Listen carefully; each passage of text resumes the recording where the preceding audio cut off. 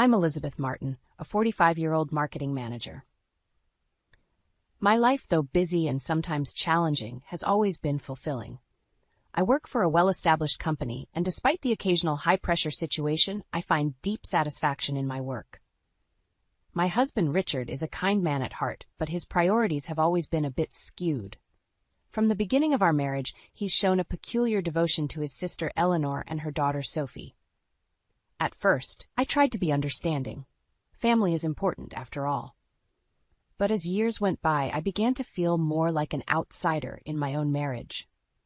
Eleanor, Richard's older sister, has been a constant presence in our lives. She's a single mother to Sophie, a lively teenager. Richard often involves them in our plans, sometimes even prioritizing their needs over ours. I've grown used to the last-minute cancellations of our plans because Eleanor needed something. I remember the early days of our marriage when I tried to voice my concerns. Richard would listen, but his actions never changed. I gradually stopped complaining, realizing it was a battle I couldn't win. In a way, I empathized with Richard's sense of obligation. Eleanor had supported him financially during his college years, a fact he often recounted with a mix of gratitude and guilt. Eleanor's story was no fairy tale either. She married young, but soon found herself in a difficult marriage. Her husband, more interested in his career, wanted her to be a stay-at-home mom. When she finally divorced, her financial situation became strained. Richard stepped in as the supportive brother, something I initially admired. But admiration can slowly morph into resentment when the scales are too unbalanced.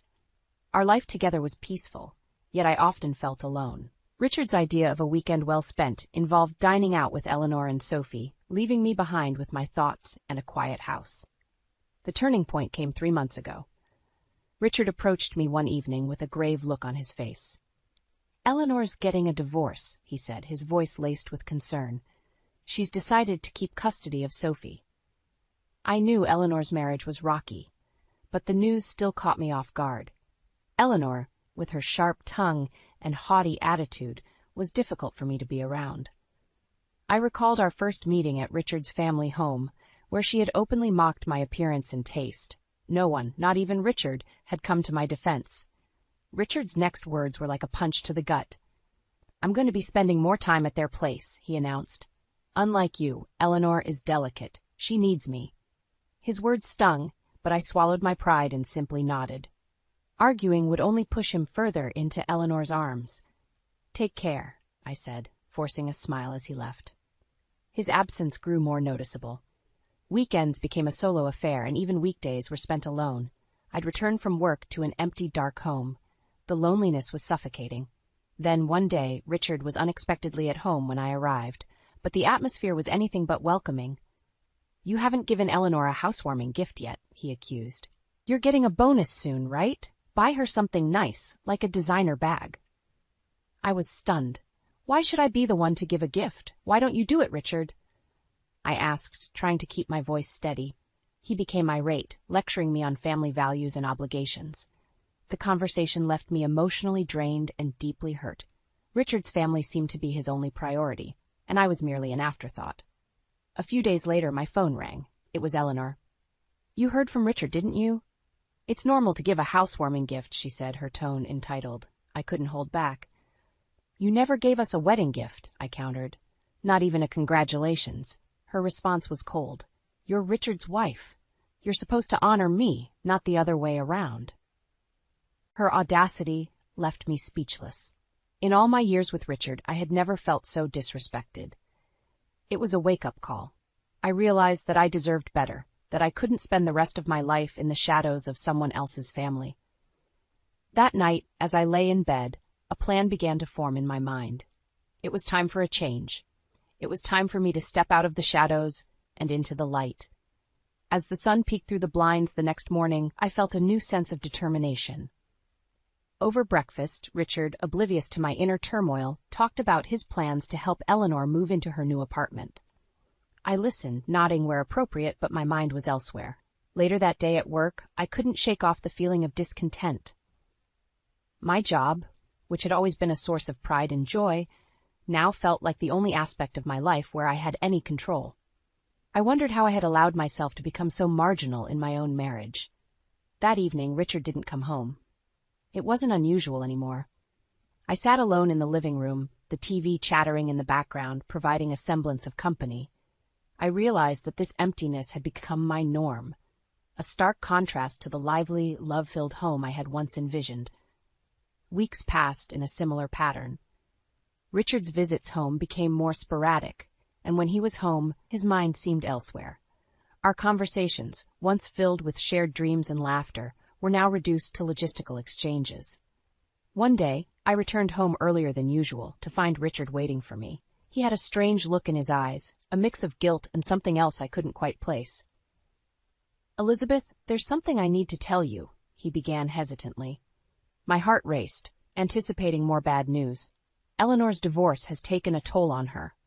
She's struggling to cope, and I think we should help her more, he said. I felt a sense of déjà vu, another request to put his sister's needs above our own. "What do you mean by help her more?" I asked, trying to keep my voice calm. Richard took a deep breath. "I think Eleanor and Sophie should move in with us for a while. Our house is bigger, and they need the support." I was speechless. The idea of Eleanor and Sophie, with their entitled attitudes, living in our home was unthinkable. Yet I knew arguing would be futile. Richard had made up his mind, and my opinion seemed irrelevant. That night, I lay awake, staring at the ceiling. The thought of sharing my home with Eleanor and Sophie filled me with dread. It wasn't just about the invasion of my space, it was a symbol of how little my feelings mattered in this marriage. The following week, movers arrived with boxes of Eleanor and Sophie's belongings. I watched as my home transformed into a storage unit for their lives. Each box that entered felt like another piece of my sanctuary being taken away. As the movers left, I sat amidst the clutter, feeling more alone than ever. It was clear that Richard's family would always come first, and I was just a bystander in my own life. It was then that I realized I couldn't live like this anymore. I needed to make a change, for my own sanity and happiness. I had to find the courage to step out of the shadow of Richard's family and reclaim my life. As I pondered my next steps, I knew one thing for sure. I couldn't continue living in a home that no longer felt like mine. I needed to find a place where I could be myself, free from the burden of being the unacknowledged partner in my own marriage. In the days that followed, the atmosphere in our house shifted dramatically.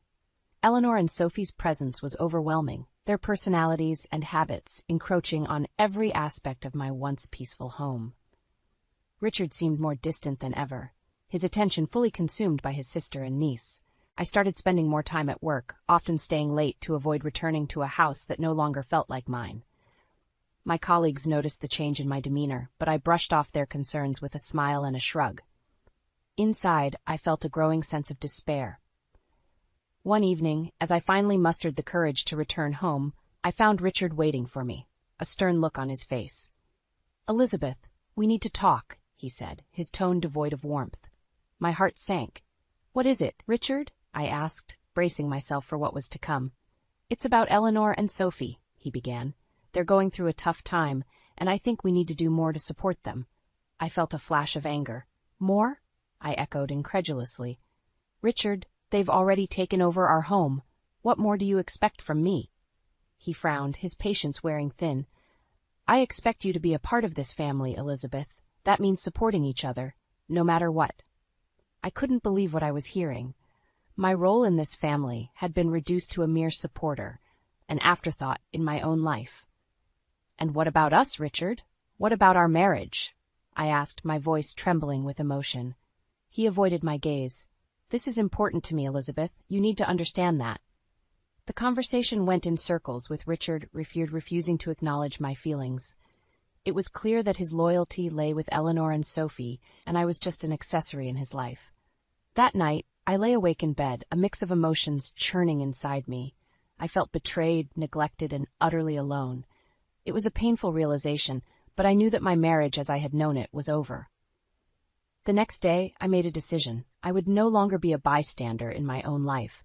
I started searching for a new place to live, a haven where I could rebuild my life on my own terms. It wasn't easy. The thought of leaving the home I had built with Richard was daunting, but the prospect of staying in a loveless marriage was far worse. After several weeks of searching, I found a small apartment in a quiet neighborhood. It was modest, but it was mine. I signed the lease with a mixture of fear and excitement. I didn't tell Richard about my plans. I knew he wouldn't understand, and I no longer cared to seek his approval. I began packing my belongings in secret, each item a reminder of the life I was leaving behind. The day I moved out, Richard was at work. I left him a note, explaining that I needed space and time to think about our future. It was the most difficult thing I had ever done, but as I closed the door to our house for the last time, I felt a weight lift off my shoulders. I was alone, but for the first time in a long time, I felt free. The first few nights in my new apartment were filled with a mix of emotions. The quiet was both unsettling and liberating. I missed the familiarity of my old home, but I relished the freedom of my new space. This small apartment was a blank canvas, a place where I could start painting a new chapter in my life. As I unpacked my belongings, each item evoked a memory, a piece of the life I had shared with Richard. Some brought smiles, others tears. But with each box I emptied, I felt lighter, as if shedding the weight of years of unacknowledged feelings and unmet needs. The following week at work, my colleagues noticed the change in me. "You seem different, Elizabeth," one of them commented. "Lighter, somehow." I smiled, realizing that the decision to leave had not only changed my living situation, but had also started to change me. "I guess I am," I replied. Richard's reaction to my departure was a mix of confusion and frustration. He called several times, leaving messages that ranged from pleading to angry. I listened to each one, my resolve strengthening with his every word. One evening he showed up at my office, unannounced. "Elizabeth, we need to talk," he said, his face a picture of bewilderment and concern. I agreed to talk, but on my terms. We met at a nearby cafe, a neutral space where I felt more in control. "Why did you leave?" Richard asked, his voice tinged with disbelief. "I needed space, Richard," I replied calmly. "Space to think, to breathe, to be myself." He struggled to understand, his mind still entangled in the obligations to his sister and niece. "But we're a family," he insisted. "You can't just walk away from that." I shook my head. "A family should be a partnership, Richard. It's about mutual respect and understanding. I haven't felt that in a long time." Our conversation circled, with Richard trying to persuade me to return and me standing firm in my decision. It was clear that we were at an impasse, our paths diverging after years of walking side by side. After we parted ways, I walked back to my apartment, feeling a sense of peace. The conversation had confirmed that I had made the right decision. For the first time in years, I was choosing myself, my happiness. The days turned into weeks, and slowly, my new apartment began to feel like home. I decorated it with things that brought me joy, colors that lifted my spirits, and pictures that reflected my journey. I also started to explore new interests, joining a local book club and signing up for a pottery class. These activities brought new people into my life, people who knew me as Elizabeth, not as Richard's wife. I was rediscovering parts of myself that I had long forgotten or neglected. In this newfound freedom, I also found the courage to reflect on my marriage. I acknowledged the good times we had shared, but I also faced the painful truth of how unbalanced it had become. It was a bittersweet realization, but it was essential for my growth. As I lay in bed one night, listening to the soft hum of the city outside my window, I felt a profound sense of gratitude, grateful for the courage to make a change, grateful for the lessons learned, and most of all, grateful for the chance to rediscover myself. The autonomy of living on my own brought a clarity I hadn't realized I was missing. Each day, I grew more comfortable with my decision, feeling more like the protagonist in my life story, rather than a supporting character in someone else's. However, this new chapter was not without its challenges. A couple of months into my solo journey, I received a call that would once again shift the course of my life. It was from a private investigator I had discreetly hired after moving out, prompted by a nagging suspicion about Richard's increasingly odd behavior and absences. The investigator's findings were a harsh blow. Richard had been having an affair. The revelation was both shocking and oddly liberating. It explained so much of his recent behavior, the distance, the preoccupation. The pieces of a puzzle I didn't know I was assembling suddenly fell into place. Armed with this information, I confronted Richard. He was stunned, unprepared for my newfound assertiveness and the evidence I presented. His apologies and excuses fell on deaf ears. The betrayal was the final nail in the coffin of our marriage. I initiated the divorce proceedings, a process that was both painful and empowering. The legalities were complex, but I navigated them with a newfound resolve, fueled by the desire to close this chapter of my life. Richard's reaction to the divorce ranged from disbelief to anger, and finally, the revelation of his affair had consequences beyond our marriage. It affected his reputation, his relationships with friends and family, and most significantly, his relationship with Eleanor and Sophie. Eleanor and Sophie's reaction to the news was a mixture of shock and denial. They had placed Richard on a pedestal, and the revelation that he was capable of such deception shattered their image of him. As the divorce finalized, I found myself on the other side of a journey I never expected to take. I was now a single woman, with a past that was a mix of fond memories and painful lessons. But more importantly, I was a woman who had found her voice, her strength, and her independence. The settlement from the divorce, including alimony, was fair but hardly a windfall. It was not about the money, it was about the acknowledgement of my worth and the years I had invested in a marriage that ultimately failed me. Post-divorce, Richard's life took a downturn. His affair had not only cost him his marriage, but also his reputation. The ripple effects were evident in his professional life, and soon he left his job. For me, life after divorce was about rediscovery. I continued exploring new hobbies and interests, building a network of friends who valued me for who I was, not for my marital status or who I was married to. The freedom of this new life was exhilarating. I traveled, I read, I created. I lived on my terms, with no apologies or excuses. The world, once so narrow and confined, now seemed vast and full of possibilities. As I settled into my new normal, I realized that the end of my marriage was not just an ending, but also a beginning of a life where I was the author, where each day was a blank page waiting to be filled with my story, written in my words.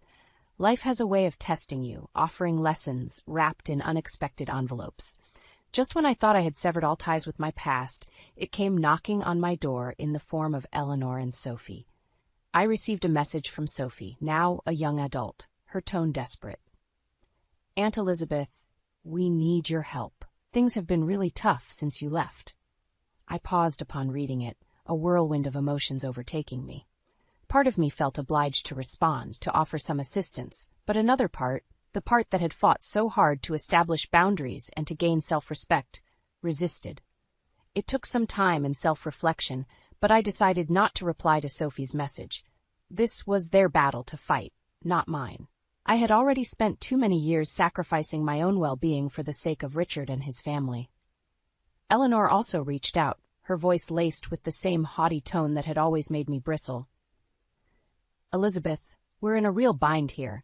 I never thought I'd have to ask, but we need financial help." I could hardly believe it. After everything that had transpired, Eleanor still expected me to come to their rescue. It was a stark reminder of the dynamic that had existed in our relationships for all those years. My decision stood firm.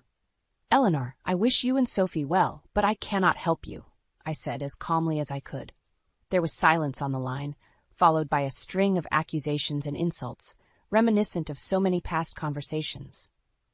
I ended the call and blocked their numbers, severing the last threads of a bond that had brought me little but pain and diminishment. My heart raced with a mixture of guilt and empowerment, signaling the end of an era. At that moment, I knew I had truly turned a page. I felt a complete detachment from the life I once knew, a life where I was unseen and unheard.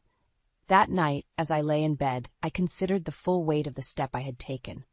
There was a profound sense of finality in my refusal, a clear line drawn between my past and my present. In the silence of my apartment, I pondered the journey that had led me to this point. There was a haunting loneliness in recognizing that I was now entirely on my own, that the family I had once been part of, for better or worse, was now nothing but a part of my history. Yet, with the loneliness came a powerful realization of my strength and independence. I no longer needed the approval or validation of others to feel worthy. I was my own person, standing on my own ground, guided by my own principles and desires. The next morning I awoke with a newfound sense of peace. I had faced my past head-on, and in doing so, I had found a deeper sense of self. It was a freedom born not just from my new life, but from the recognition of my inner resilience and the courage to uphold my boundaries. The dawn of each new day greeted me with a promise, a whisper of the untold possibilities that lay ahead. My journey, marked by turmoil and triumph, had led me to embrace solitude, not as a burden but as a companion. With each sunrise, I grew more attuned to the rhythms of my own heart, my life now a melody composed of my choices and desires. In the solitude of my new chapter, I sought a friend, a non-judgmental companion to share the quiet moments that bookended my days of self-discovery. The idea of adopting a dog began as a whisper in my mind, a gentle nudge that grew louder with time. One brisk Saturday morning, I walked into the local animal shelter, a sense of mission guiding my steps. The cacophony of barks and whimpers could have been overwhelming, but instead, it felt like a chorus of hope of second chances. My gaze met a pair of soulful brown eyes belonging to a middle-aged beagle mix with an earnest expression. He wagged his tail tentatively, as if unsure of his place in the world, much like I had been. It was a connection that needed no words. I knew he was the one. I named him Max, and together we embarked on the next leg of our journey, both of us seeking love and acceptance in a new beginning. In the company of Max, my home, once a silent space, filled with the soft patter of paws and the comforting presence of another beating heart. Our walks became a meditative ritual, a time to reflect on the path traveled and to revel in the simple joy of being alive, of being free. Looking back, the road I had traveled seemed intricately woven with pain and purpose. I often pondered on the lessons learned, the tears shed, and the laughter echoed in the corridors of time. Above all, I had learned the paramount importance of self-care and independence, the foundations upon which my new life was built. Freedom had been a costly pursuit, both emotionally and financially, but its rewards were immeasurable. I no longer saw myself through the lens of others, but rather through my own understanding of who I was and who I wanted to be. Some nights, Max and I would sit by the window, watching the stars twinkle in the vast canvas of the sky. In those moments of quiet companionship, I realized that while the future was unwritten, I approached it not with trepidation, but with curiosity and a sense of adventure. I had indeed come a long way, from the unacknowledged partner to a woman of resilience and substance. My journey bore witness to the metamorphosis of a soul from the shackles of neglect to the wings of autonomy. As I pen down these final words, the chapter of my rebirth draws to a close. Yet, the story of Elizabeth Martin is far from over. With Max by my side and a heart open to life's infinite tapestry, I step forward, a weaver of my own destiny.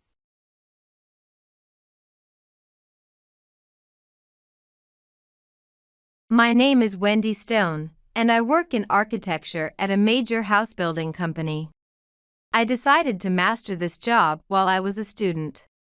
My father, who died in an accident shortly after I started middle school, had always dreamed of obtaining his architect's license and starting his ideal company.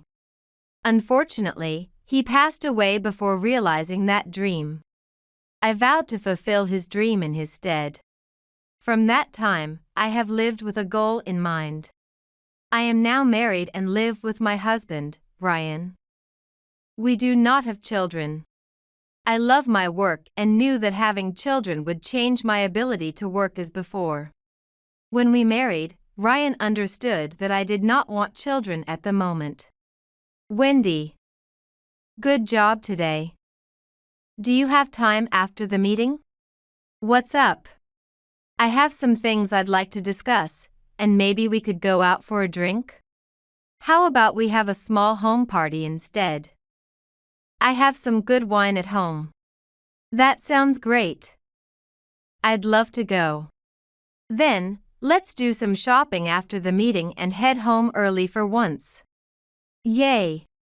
As promised, I left work early that day, taking Katie, my most cherished junior colleague, back to my apartment. We quickly prepared some easy dishes and some delicatessen bought from the supermarket and began drinking.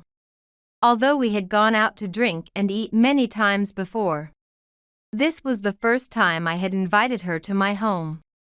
Being at home, we drank without restraint.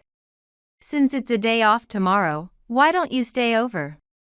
But your husband will be home soon, right? I really shouldn't impose. He'll be back soon, but it's totally fine. While we were talking, my husband came home. I'm home. Oh. Do we have a guest? Welcome back. This is Katie, a junior colleague from work. We're having a little home party today. Nice to meet you. I've always been taken care of by Wendy. No problem, can I join too? Sure, I'll get you a glass. And so, the three of us ended up drinking together. Little did I know, this would lead to a turn in my life. Having just finished a big project and due to continuous overtime, I was quite tired and fell asleep early on the sofa, leaving the two of them alone. When I woke up in the middle of the night, I could vaguely see them having fun in the distance. I wondered if they were still drinking, but I went back to sleep. When I woke up the next day, Katie was gone. Good morning, you slept well. It's already noon. Wow. I slept that much. Where's Katie? She left this morning. I drove her to the station. She said not to wake you up because you were tired, such a considerate junior. I'm sorry, you must have been up late, right? No, we didn't drink that late. At this moment, I felt something odd about my husband's words, but didn't pursue it further. I clearly remembered waking up in the middle of the night. I thought they had been enjoying their time drinking late, but why he hid that fact? Whether he was considerate of me, I said nothing at the time. Then, 3 months passed, and I invited Katie to drink at home again. I'm not feeling well lately, I've stopped drinking. What's wrong? Are you ill? It's nothing serious. Maybe I've been drinking too much lately. I see. Let me know if there's anything. My husband would be happy too, so come visit again. Ah. Yes. Weeks later, after finishing overtime, I came home to find Ryan and Katie there. Oh. What's up? Did you come to visit? Though, it seems like that's not the case. Wendy, could you sit down? What? Actually, that day when we drank together and you fell asleep, Katie and I ended up alone, and I was giving her some advice. We started talking regularly since then because we still had things to discuss. Okay. Since then, we've met several times without telling you. Ah, I see. Why didn't you tell me? Was there a reason you couldn't say anything? Wendy, I'm really sorry. Katie and I are dating. What? I'm really sorry, she's pregnant. It's my child. Wendy, could we get a divorce? Wait, what? Katie is the junior I've been caring for, right? I know that very well, that's why I'm truly sorry. Katie was just crying next to Ryan. Normally, this situation would be very unsettling, but I was thinking calmly at the time. Perhaps, being so dedicated to my work, I must have been a boring wife to him. Although there was a problem with the person he cheated with, I wasn't very shocked by the fact that he cheated. I'm okay with the divorce. I don't need any compensation. But if Katie is pregnant, it's best she quits her job. I can't keep looking after a junior who's pregnant with my husband's child. Wendy. Katie, there's no use crying. If anyone should be crying, it's me who was betrayed by both my husband and my junior. Yet if you cry so much, I can't even do that. I maintained my composure until the end. I can live on my own, and Ryan probably wanted children sooner or later. So this is for the best. That was my honest feeling at the time. Wendy, thank you truly. This is an amicable divorce. I appreciate it. Normally, this kind of story would become very complicated. Since I accepted it so easily, it's natural that Ryan and Katie would feel grateful to me. However, I couldn't forget the frustration I felt at that time. After our divorce was finalized, they got married and became a family. I have my own life goals. I wanted to think that this was the right decision for me. Sometime after the divorce, I got in touch with a senior from university who had always been on the same career path as me. He was 2 years older than me, and we had met in various exams and always clicked well in conversation. He had joined a different major company before me, and we occasionally kept in touch.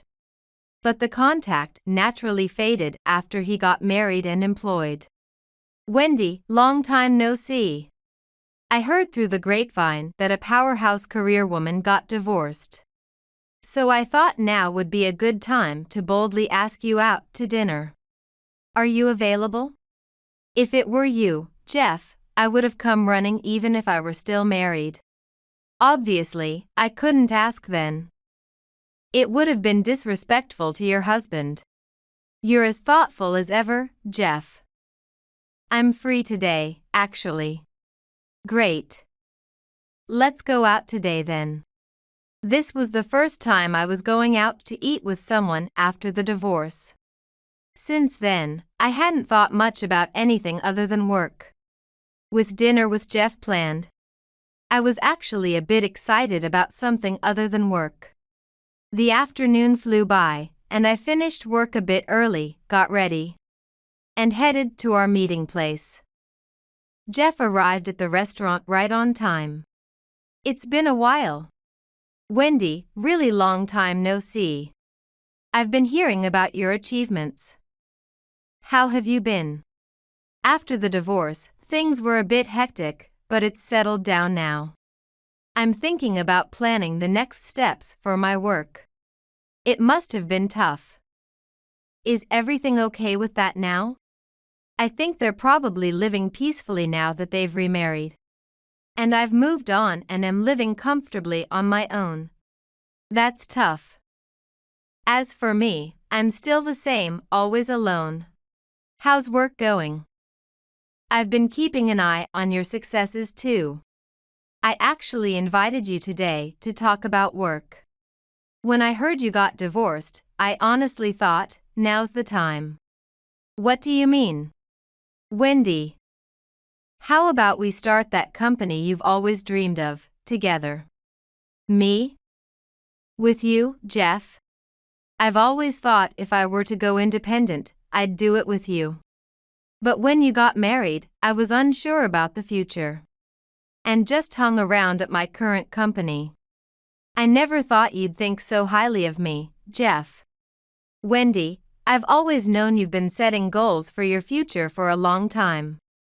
I don't want to get in your way, but if being by your side can help make a shortcut. And if I can be of help, I'd like to start a business together. Is that okay? Thank you. But please let me think about it a little. Of course, I'm thinking positively. Understood. Let's put this conversation aside for now and just enjoy today. Let's eat and drink a lot. Yes. I had never considered starting a business with someone else. Should I involve someone else in the simple childhood dream of fulfilling my father's dream? I have always respected Jeff, he's reliable. And more importantly, he has achievements and connections. If I were to start a company, he would be the best partner.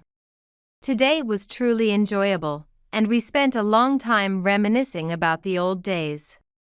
From this day on, Jeff and I started going out to eat more frequently. At this time, I found myself enjoying the time spent with Jeff. Looking forward to meeting him again, and feeling a different emotion. Perhaps if I had felt this way about Ryan, we wouldn't have ended up divorcing. And then, I made a big decision. To put an end to what had been with Jeff and start anew. That was my resolution. Today, I was going to see Jeff. Jeff, sorry for the sudden visit today. It's always something with you, Wendy, but I'm used to it now. That's right. I have something important to discuss today. Oh. Yes. Jeff, even though I've failed once, will you date me with the intention of getting married? Ah. What? Sorry it's so sudden. No. I mean, I thought we were talking about work, so I was surprised. Let me answer you straight. We don't need any conditions. Let's get married. Really? I've liked you since college, Wendy, so there's no reason for me to refuse your proposal. Does that mean I took the long way around? You stopped contacting me after you got a job, and before I knew it, you got married. I thought I shouldn't disturb you once you became a working professional. That's very like you, Wendy. But now that we've reconnected, I'm satisfied. From that moment, we started dating. Reconnecting with him whom I've known for so long, I fell in love with him. And the concern of fulfilling my father's dream with someone else seemed less significant. If that someone was my partner in marriage. We prepared to start our marriage and our company. Clearly defining our work-life balance and enjoying the little time we had as lovers. We continued our jobs while preparing for independence.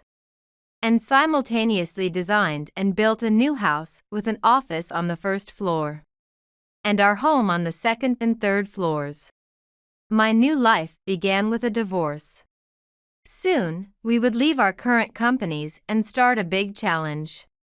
Still, as long as we were together, I felt nothing but positive. And surprisingly, I told him I wanted children, something I had never felt before. We were simply happy. And once the construction of our new home was completed, our new life truly began. Our work went smoothly, and we became a topic in the industry due to our well-prepared start. Then one day, Ryan called. Ryan? What's up? Wendy, could we meet sometime soon? What's the matter? I have something I want to discuss. Just hold on a moment. I put Ryan on hold and told Jeff about the call at the desk where he was working. And checked if it was okay to go. We just started our new office, and I'm busy. Could you come to the office instead? I conveyed this to Ryan. He seemed surprised. Then, he said he would visit with Katie and the child. I gave him the address and hung up. With a wonderful person like Jeff and in such a stylish office that we designed. Ryan wouldn't think his cheating ex-wife is living an unhappy life. Anyone would see that we are happy, don't worry. And then, Ryan visited the office with Katie. From the look of it, Katie didn't have the same sparkle she had when she worked with me. Appearing plain and not showing any signs of happiness. Sorry for intruding. Wendy, it's been a while. Sorry to bother you while you're busy. It's fine, take a seat for now. This office is impressive. You really made your dream come true. Congratulations. Thank you, but there's still a long way to go. Here's some coffee. I designed this place and started the company with him. Nice to meet you. I'm working over there, so please take your time. Sorry for barging into your office like this. So, what's going on? Katie, you seem quite different. Is everything not going well? Actually, soon after Wendy and I divorced, I was laid off and lost my job. What? I looked for a job right away but couldn't find anything, and then our child was born. I wanted to care for them, so I've been working part-time jobs that allow me some freedom. But I can't keep this up forever. So why come to me? Well, I was hoping you could introduce me to some work. Even if it's not for me, maybe you could talk to Katie's former workplace to take her back. I was a bit troubled when Jeff intervened. Sorry to interrupt, but isn't it wrong to ask her for that? What? I don't mean to speak out of turn, but she's my wife. I'd appreciate it if you didn't underestimate her. Considering what you two have done, why would you even come here? Isn't it shameful? It's disgraceful. Let's go home. Katie, if you're confident in the work you did at the company, why not contact them yourself? I always thought of you as a competent subordinate. Have confidence. Wendy. Don't look so sad. It's not good for the child if their mom looks like that. You were right to divorce him. Found a good man and moved on quickly, huh? How can you say that? But it's true, right? Maybe you planned that day when Katie came? Waiting for something to happen between us. That's terrible. Just go home. That's right, please leave. She's not like that, and I was the one who contacted her after a long time.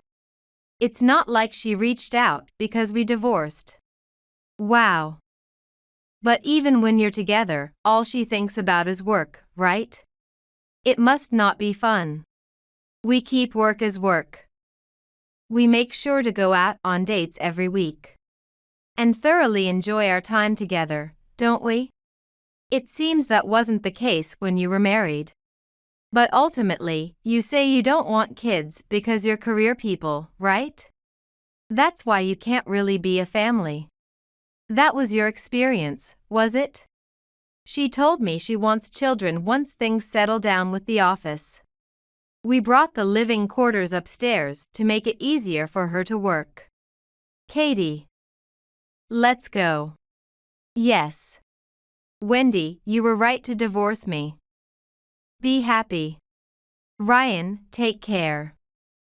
Treat Katie well. That day, I showed my ex-husband my success.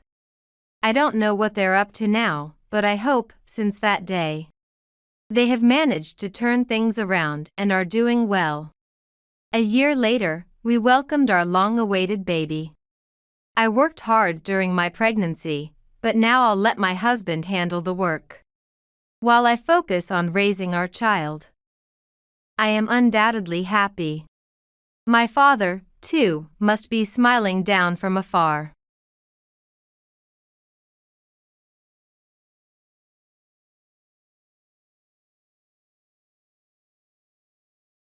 I've never met anyone who was worse than my husband Ben. I truly believe he was the worst man ever. It was his reaction that was especially shocking when he learned I was pregnant. I wish it had been Karen's child. Right in front of the new life in my womb, Ben let that slip. What followed was a mess of his excuses, and eventually, he pushed for a divorce. My name is Sandra Owen. I'm a 40-year-old housewife. Being a housewife allowed me to lead a stable life, thanks to Tony who remarried me. Originally, I had a former husband whom I was married to for 2 years. His name was Ben, and he was the manager of the cafe I often visited. Ben, recognizing me as a frequent visitor, struck up a conversation, and it led to a relationship. While we were dating, he seemed like any other man, and I had no bad impressions of him. Being the same age, we got along well. After 3 years of dating, we tied the knot. I became a married woman, and coincidentally, Ben changed his job and started working in a trading company. His salary increased significantly compared to when he was a cafe manager. However, after our marriage, his attitude completely changed. Ben, I want to go pay the rent tomorrow, can I get the money? After marrying Ben, I became a housewife at his request. I was supposed to manage all household chores and our finances. Each month, I would receive his pay slip and budget it for the month. Initially, I thought living on a single income would be tough. But surprisingly, we managed with just Ben's salary. Although I handled the money management, Ben never gave me access to the bank accounts or cards. So I always had to ask him verbally. Whenever I asked for money for the rent, Ben would reluctantly agree. You know, you have it easy. Just doing household chores and you can stay in this house. Saying this, Ben handed me an envelope, apparently fresh from the bank. Should I get a job then? And what about the house? I never thought the very person who asked me to be a housewife would criticize me for it. However, working in a company must be stressful. There are many men who can only vent at home. I accepted this as part of Ben's character, his weakness, and tried to interact with him with a smile. But looking back, the kindness I showed him now infuriates me. Our married life, although sometimes we had our differences, was more normal than I had expected. We weren't suddenly impoverished. I received a small allowance, and while we weren't rich, we lived moderately well. However, on the day of our 6-month anniversary, Ben didn't come home. Hey! It's our anniversary today. What time will you be back? I sent messages through the app, but they weren't read for a long time. Time passed, and before I knew it, it was past midnight. The elaborate meal I had prepared had completely cooled, and I reached my limit of sleepiness first. The next day, when I went to the living room, the side dishes that should have been wrapped were thrown in the trash. What? You came home? And what is this? This is awful. Holding back my sadness, I headed to Ben's bedroom. There, he was lying on the bed, still in his suit. Ben, wake up. I shook him gently as I spoke. After a while, Ben woke up. What, you're so noisy.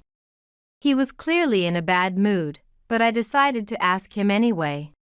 The food I left on the table. Why did you throw it away? Huh? I don't remember.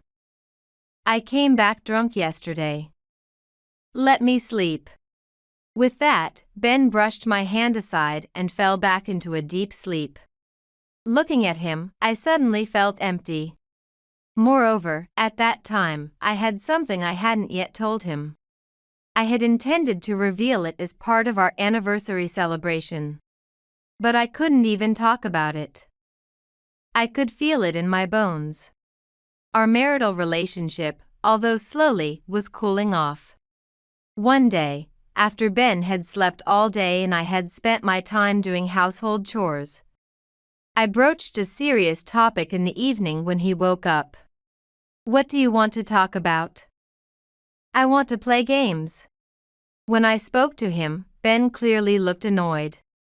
It was disheartening for me too, but I couldn't give up here.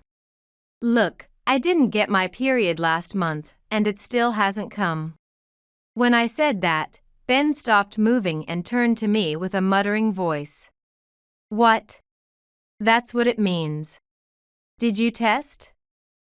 Did you take a test? Of course. It was positive. Finally, we're having a baby. I found myself smiling as I spoke. This child was something I had long desired. Living alone in this house without Ben was lonely. If I could raise a child, play with them.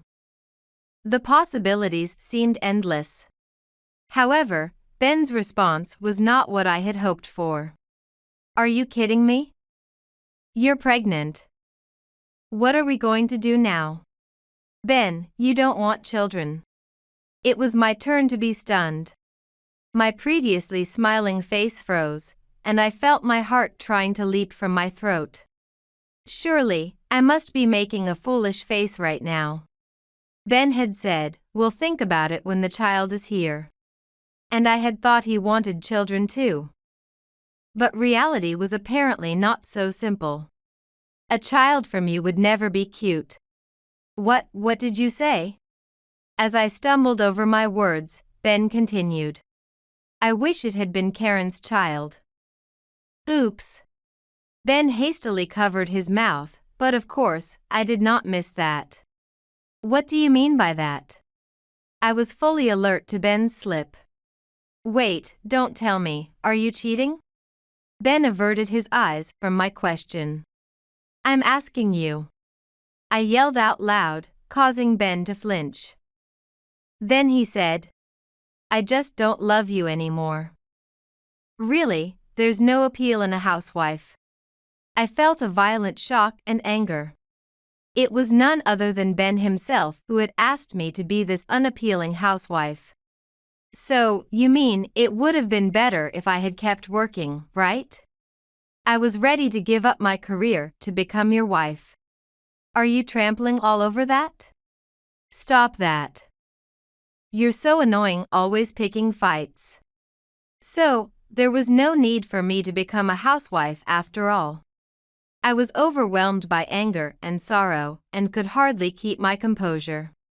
Yet Ben responded indifferently, which made it all the more painful. If you hadn't become a housewife, who would have taken care of the house? I get stressed when the house is dirty. It was utterly ridiculous. We were exchanging words, but there was no emotional exchange at all.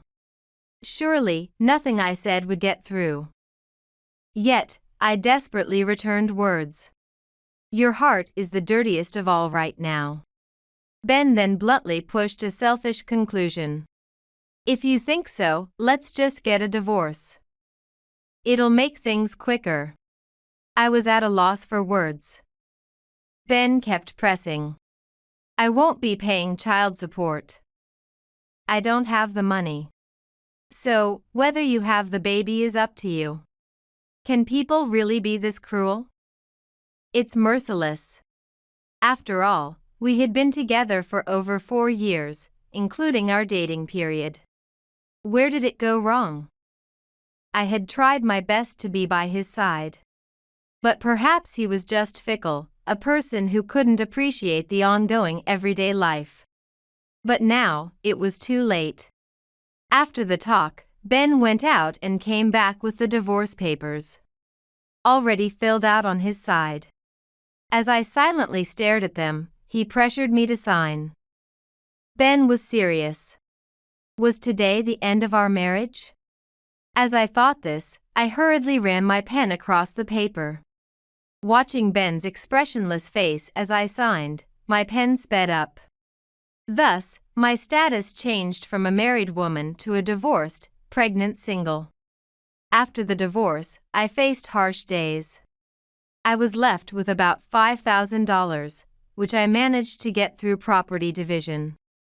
That was no surprise, as Ben had squandered our savings without my knowledge. I had confronted him about the affair, but he never confessed the truth. I thought about hiring a detective or a lawyer. But I didn't have the funds or the mental state to pursue it further. It was best to cut off the source of evil. That's how I rationalized the divorce to myself. With my environment drastically changing and only $5,000 in savings, which might last a month at best, I had to find a new home, pay the initial costs, buy necessities, and find a job. Every day felt like hell to me. But gradually, I started to see some good results. I was grateful to find a job quickly. I got hired as a receptionist at a high-rise condo because I could speak Spanish. I found a new place, moved in, and managed to save $500, though life was still tight. Even though I found a job, I was pregnant and didn't know how long I could work. During this time, I met someone. That was Tony, who would become my new husband. We often talked, mainly because I was the receptionist. How do I get to the bulky trash area again? Again? I chuckled. He had just moved in and still couldn't grasp the layout of the building. Go down to the second basement floor, move right.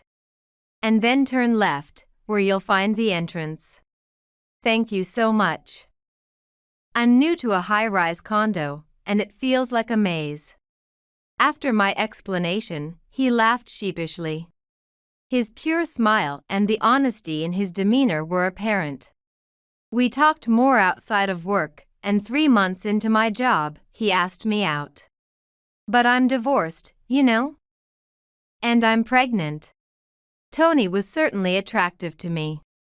He apparently ran a major electronics manufacturer, which manufactured TVs, air conditioners, and even the parts for the elevators in our high-rise condo. However, he was humble, which I found appealing. And his good qualities didn't end there. A child? That's fine. Actually, I'm divorced too. What? I was surprised as he explained. I'm infertile. My previous wife left me because of it. I see. But if we were to get married, could you love a child that's not your own? I felt I had asked a heavy question, almost like a stressful job interview. But he immediately responded. There's no reason I couldn't love your child. Hearing those words, I nearly collapsed to my knees. His name is Tony Simpson, a 43-year-old corporate president, 3 years my senior. A man from a different world, willing to lift up someone like me. Honestly, I was afraid to believe it. It felt like some sort of prank. But looking into his eyes, I realized everything. His eyes were sincere, with no deceit, focused solely on me. Though I had no evidence, if Tony was my husband, he would surely cherish me. Or perhaps, like Ben, he might change. I wrestled with this in my mind until the end. But strangely, I felt a comfort with him that I had never experienced before. I stopped overthinking and took his hand. Thus, I started dating him, and we remarried soon. Just a short while ago, I couldn't have imagined remarrying so quickly. But remarriage wasn't the goal. My due date was approaching, and as it neared, I fell ill. My stomach hurts. When we married, I had to move out of the newly signed rental immediately. But Tony covered the penalty and moving expenses. Now, I live with him on the top floor of the high-rise condo. Tony, who I thought was a bit clueless, turned out to be a resident of the top floor, which made me doubt whether he really should be my spouse. Yet, when I said my stomach hurt, he panicked. Are you okay? What do you need? Despite his cool appearance, I started seeing his flustered side. With Tony's support, I safely gave birth to a daughter. But then, a significant issue arose. The doctor had unexpected news. Mr. Simpson, please brace yourself. Your daughter has almost no vision. What? Tony and I froze, unable to comprehend the doctor's words as we looked at each other. The doctor continued with a sympathetic expression. Her vision won't lead to complete blindness, but it will be quite weak. Although initially confused by the doctor's words, we knew that our newborn daughter was not at fault. Definitely, abandoning her because she couldn't see was not an option. We were grateful she came into this world, and we named her Heaven.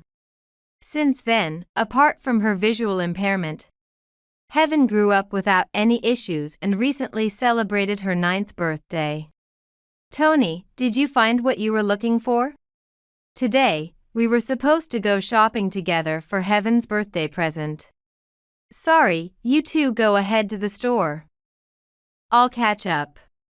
Hearing this, I left the house with Heaven. Mommy, is Daddy coming? He'll come later, don't worry. Because her vision is limited, Heaven held my hand tightly as we walked. I was describing the path to her when someone suddenly spoke to me. Hey, aren't you Sandra? Turning toward the voice, I was shocked to find Ben Miller, my ex-husband who had left me 10 years ago. Ben, what are you doing in such a fancy neighborhood? What does it matter to you? I suddenly became aware of my shallow breathing. I couldn't seem to get enough oxygen. Sensing my distress, Heaven spoke up. "Mommy? Who are you talking to?" "Stay quiet for a bit, Heaven." As I tried to calm Heaven, my ex-husband responded. "Wow, is this the kid that was born? Why has she been squinting the whole time?" "That's none of your business," I retorted, and Ben paused for a moment before replying in a mocking tone. "Huh, can't she see?" Pfft. "The kid's defective just like her mother." Laughing loudly by himself, passers-by stared at him with puzzled looks. I felt embarrassed being in such a situation. Troubled that I had dragged Heaven into this. This man always knew how to upset me. And as I was reflecting on this, a voice suddenly came from behind. "Sandra, Heaven, what's going on?" Turning around, I saw Tony standing there. At the same moment, Ben began to tremble when he saw him. "Mr. Simpson." Hearing Ben's words, I was in disbelief. Tony asked him, "Weren't you the one who came for an interview the day before yesterday, Ben? What are you doing here?" I could tell from being with Tony often that his voice was displeased. To others, it might seem like a normal inquiry, but I couldn't be fooled. Ben was visibly shaken by Tony's words. Well, I was thinking about moving after getting an offer from your company. So I was checking out the area." "Is that so? And do you think you'll be joining our company?" The conversation seemed more like an interrogation by Tony. With each word, Ben became more flustered. The way he had behaved towards my daughter and me moments ago seemed like a complete lie. I thought the interview went well," Ben muttered weakly. Watching the two of them, I could piece together what was happening. Ben had come for a mid-career interview at Tony's company and was now waiting for the outcome. Tony had likely been one of the interviewers. As Ben honestly shared his thoughts on the interview, Tony's face smiled, but his eyes were cold. Taking a breath, Tony then looked straight at Ben and began to speak. "Do you think someone who speaks ill of my own wife and child belongs in my company?" With Tony's words, it became clear that our previous conversation had been overheard. "What? Your wife and child?" "No, I didn't mean." Ben was stunned and immobilized by the revelation, but Tony did not relent in his pursuit. "Why are you surprised?" "I've heard about your past with Sandra. I never imagined that the person applying to my company was you." At Tony's words, Ben was at a loss for words. His lips twitched as if he wanted to say something, but no sound came out. Additionally, he was visibly sweating profusely from his forehead. Well. Ben was completely cornered. In this situation, there was nothing he could say that would allow him to prevail over Tony. Tony's momentum was unstoppable. "When you insulted my wife and child, it was as if you insulted me. Insulting me is one thing, but I will never forgive someone who speaks ill of my precious family." Ben let out an inaudible grunt and froze with his mouth open. "For now, you're not hired. There's no need to discuss it further with HR." Tony coldly delivered the verdict, and Ben collapsed on the spot. He then started to mumble something, though it was unclear whether he was speaking to us or just to himself. I turned down marriage proposals and boasted to everyone about this job. I even bought a new car. And now, to think I'd fail an interview over a single insult. Observing his demeanor, I could tell that Ben still did not think he was at fault. But Tony felt the same way and said mercilessly, "If you cannot grasp the severity of that single offense, then you understand nothing. Please disappear forever from our sight." The normally gentle Tony who showed his kindness to me was not present now. Instead, he resembled a noble male lion standing alone to protect his pack. At the same time, I felt proud of him and reassured about my decision to marry him. "Please, never appear before us again," as Tony said. Ben gave no response. Seeing this, Tony raised his voice a bit more and shouted, "Well," and Ben responded in a frightened voice, "Right, I got it." My daughter, who had been sensing only the voices, clung to me, and for once, I was glad that her vision was impaired. It was not appropriate for my growing daughter to witness such a dismal scene. Ben, scolded by us, walked away with a soulless expression. His aura was one of complete despair, but I felt no sympathy for him. He had caused me much suffering. Frankly, I thought he deserved to suffer even more. Although Ben's sudden appearance caused a disturbance. Once it was over, Tony returned to his usual calm self. "Tony, thank you. Don't mention it."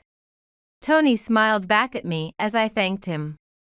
However, in a typical clumsy moment, he exclaimed, "Oh, I left my wallet," and had to go back home.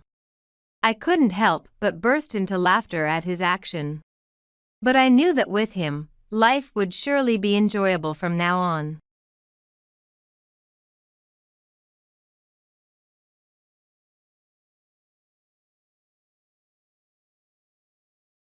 My name is Sarah.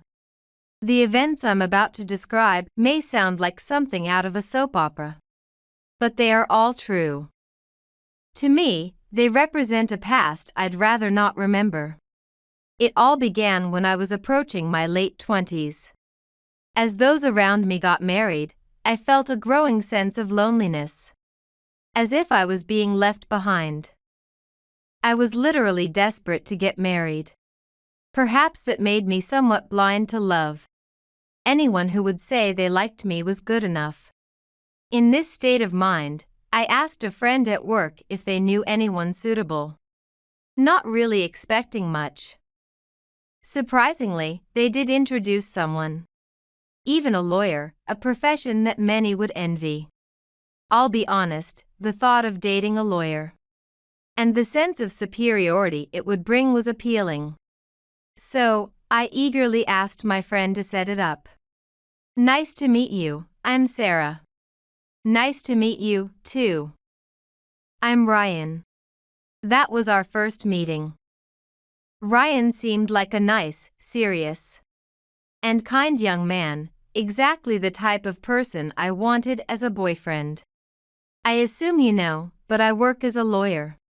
I'm just a regular office worker." I get a bit nervous talking to a lawyer. Oh, I'm not that difficult to talk to in my private life. In fact, I'm often told I'm too frivolous. Really? That's unexpected. I get that a lot. I assume you heard from a friend that I only graduated from high school. I really shouldn't be in a position to talk with a lawyer. Nonsense. Your educational background doesn't matter. Please, see me as an individual. Ryan. Thank you. You see, I couldn't go to university because of my family's situation.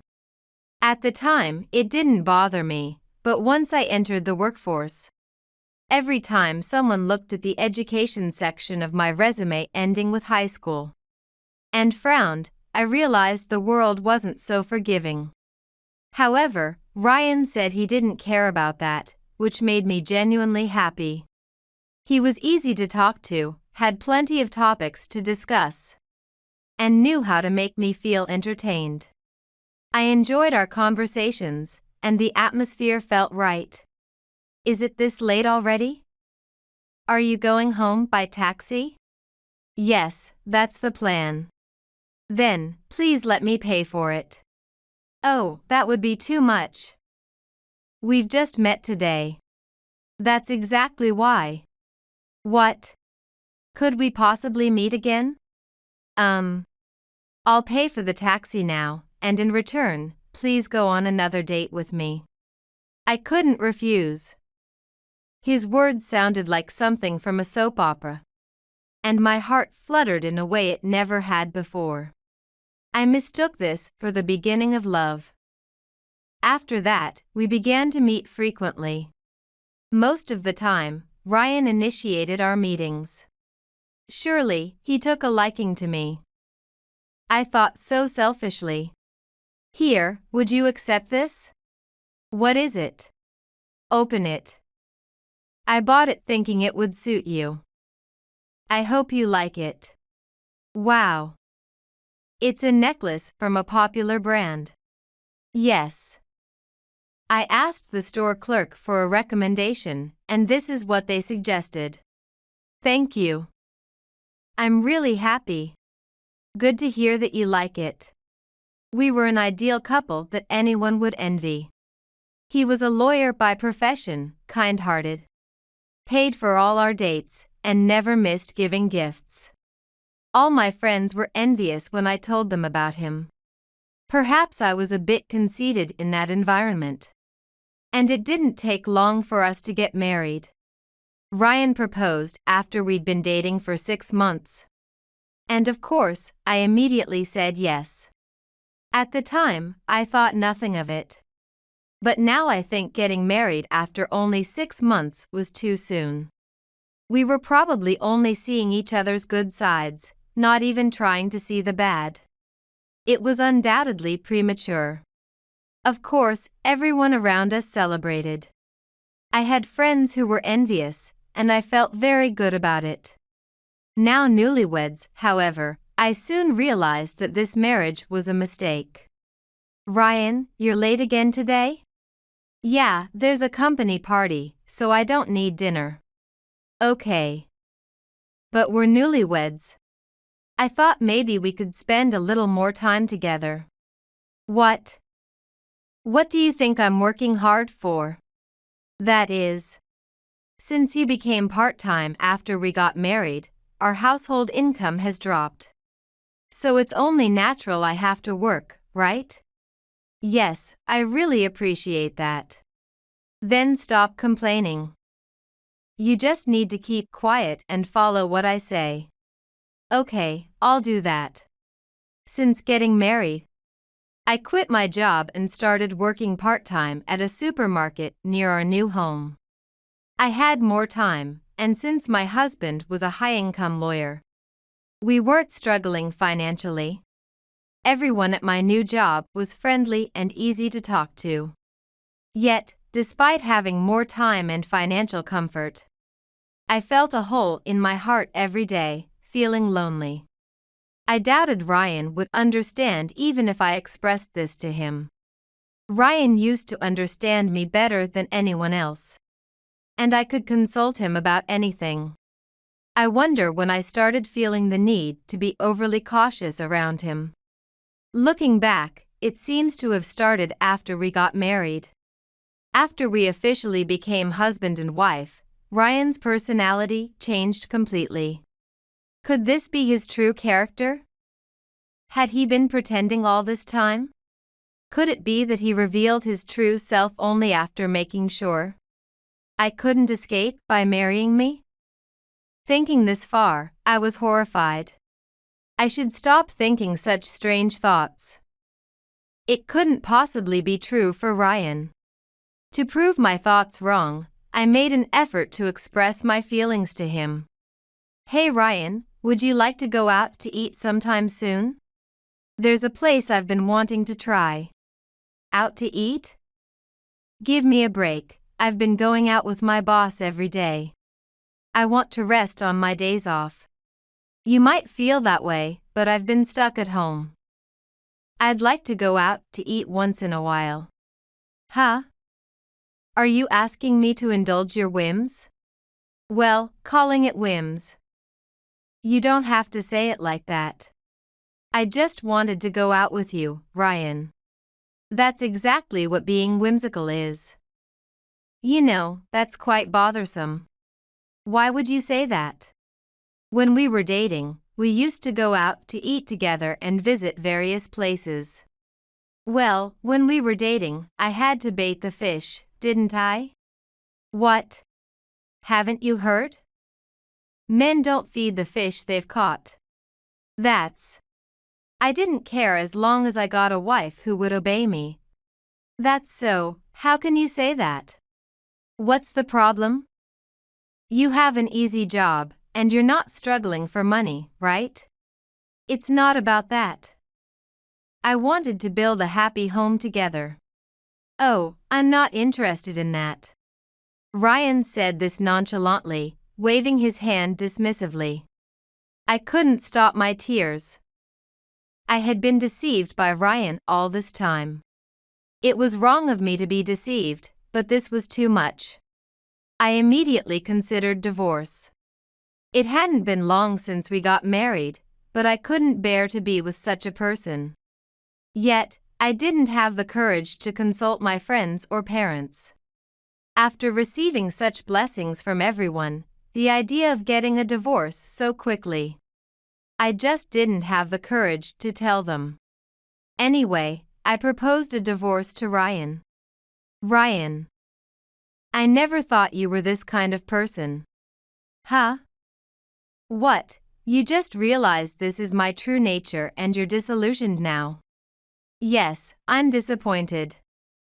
Fortunately, we don't have children, and I want a divorce. Divorce? You, who works part-time, want a divorce? Yes. That's hilarious. How do you plan to live after divorcing me? When you've been living off my income? That's. You can't even consult your friends or parents, can you? If you leave me, you'll really have nowhere to go, right?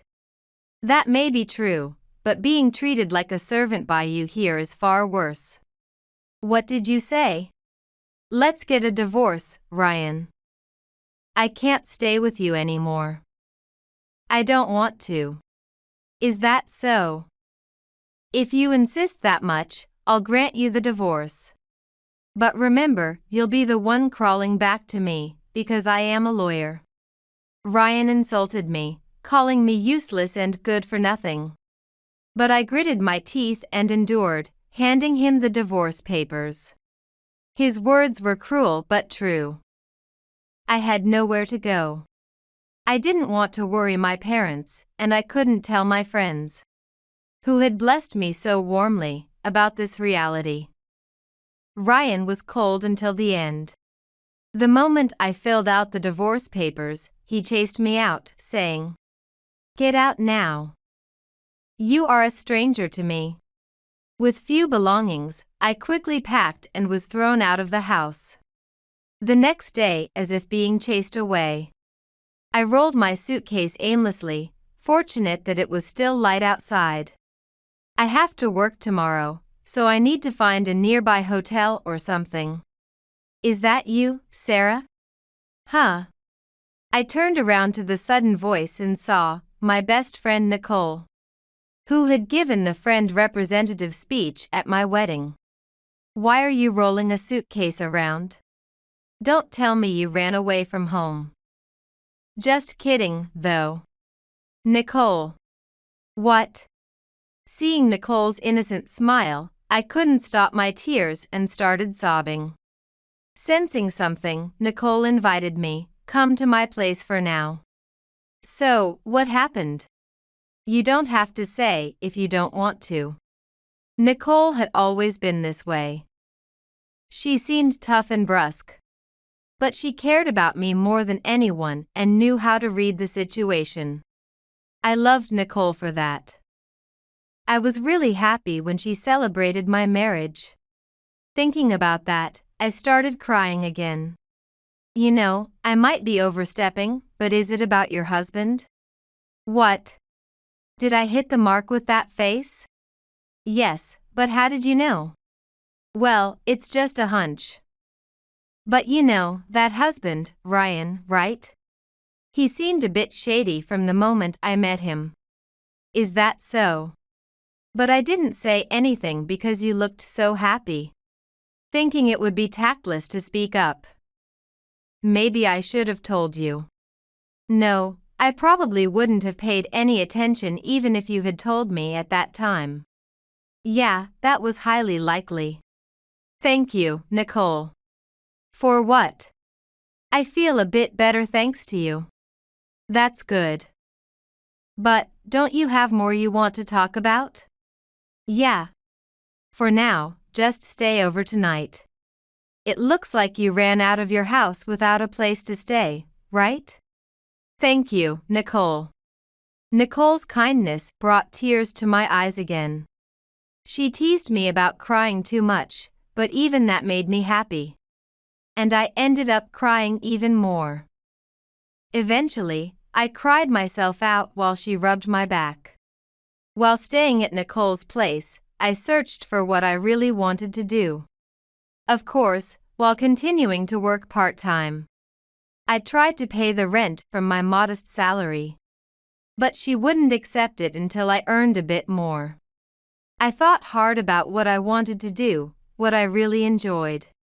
Once I figured out my feelings, I planned to tell my parents about the divorce. By the way, Nicole. Yeah? Didn't you have a boyfriend? Is it okay for me to stay here? Oh, that's fine. We got divorced. What, you were married? Why didn't you tell me? I would have brought a gift. It was more like we just got married because it felt right at the moment. And it wasn't really a celebratory mood. That's so. And, as expected, we got divorced. It was good that I didn't bother mentioning it. That was why I thought maybe you had some worries. When I saw how down you were, Sarah. I see. But honestly, the divorce isn't finalized yet. He's not agreeing to it. I'm actually in the middle of trying to get it officially done. Is that like, you're in court? Kind of.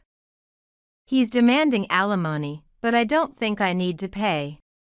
I think so too. But he just won't accept it.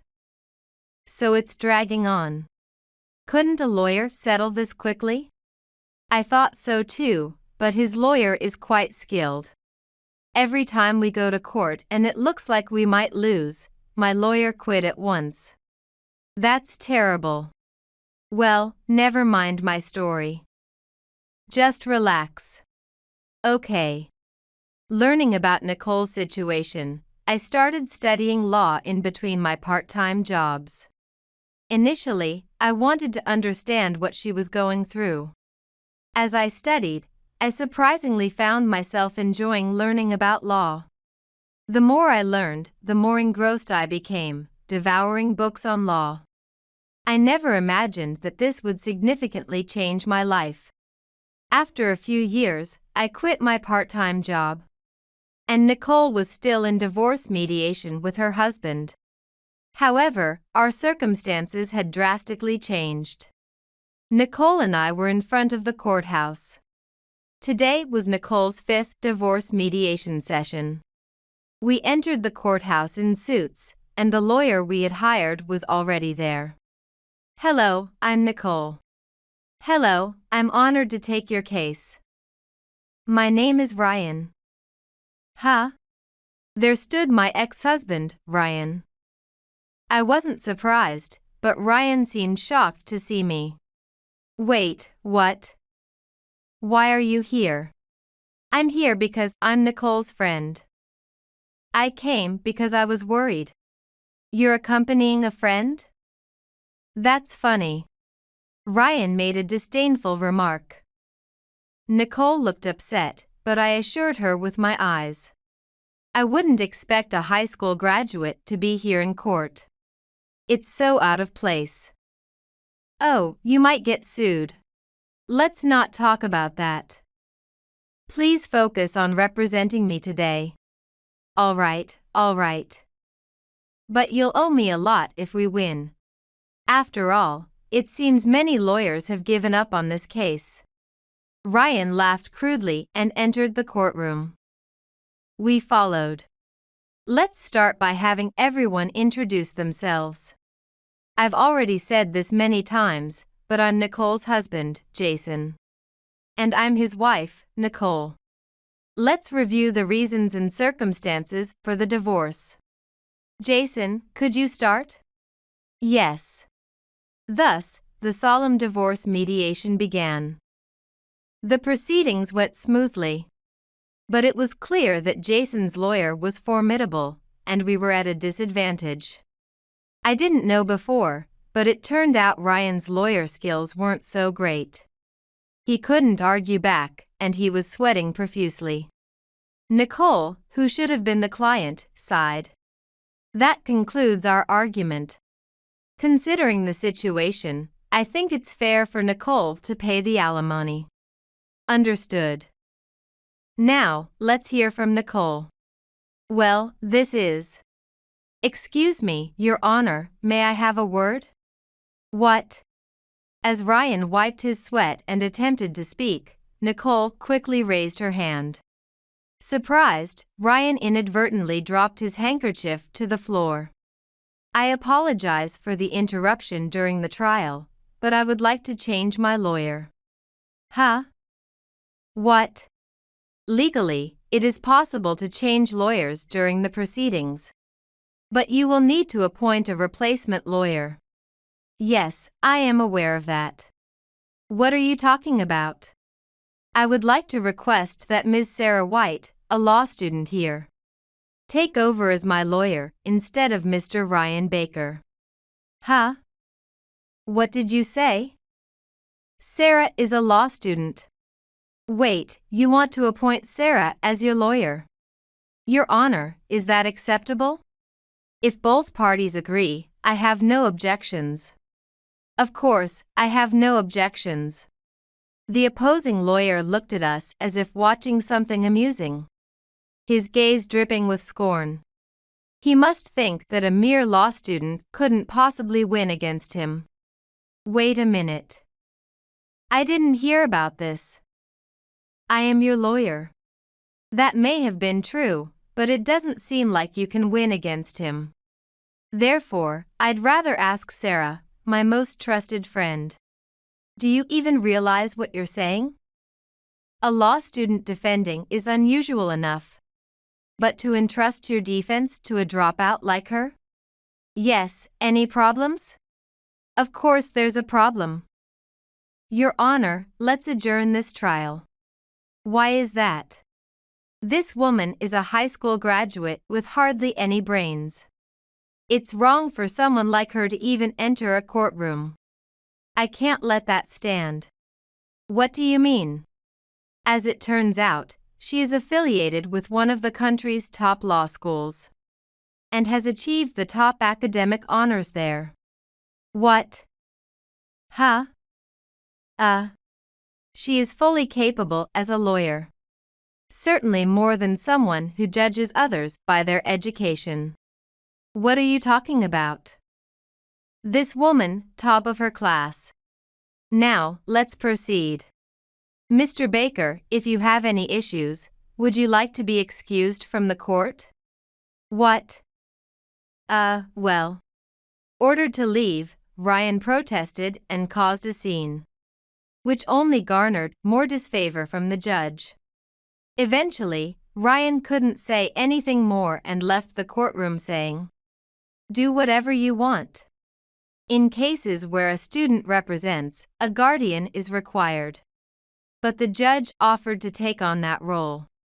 Unbeknownst to others, it was the judge who had recommended me for this position. He had recognized my talent as a law student early on. Although it might sound self-serving, I believe my ability to absorb legal knowledge is exceptional. Although I never liked studying much, I seem to be a different person when it comes to law. Perhaps my motivation to help Nicole also played a role. It was only later that I realized I also had a desire to become a better lawyer than Ryan. So, when Nicole chose me over Ryan and the judge revealed my true identity, I felt incredibly validated. The frustrations I had been holding back cleared up in an instant. When Ryan was leaving the courtroom, he seemed so small. I couldn't believe I had once loved such a man and had been manipulated by him. That made me incredibly angry. But for now, I needed to focus on the present. In the end, Nicole and we won the case. Surprisingly, it turned out that being a lawyer was my true calling. Nicole and I rejoiced, holding hands. This event quickly became news. The story of a law student defeating a skilled lawyer was unprecedented. And ironically, my educational background made it even more sensational. The headline read, "Your aspirations have nothing to do with your education." And I was featured in the media every day. Consequently, Ryan, who had looked down on me, also became news. Portrayed as the lowest of the low among lawyers. With such a label, Ryan was inevitably fired from his law firm. After such reports, re-employment might be difficult for him. One day, Ryan contacted me. "Sarah, I was wrong. I apologize. So, can you explain to the media?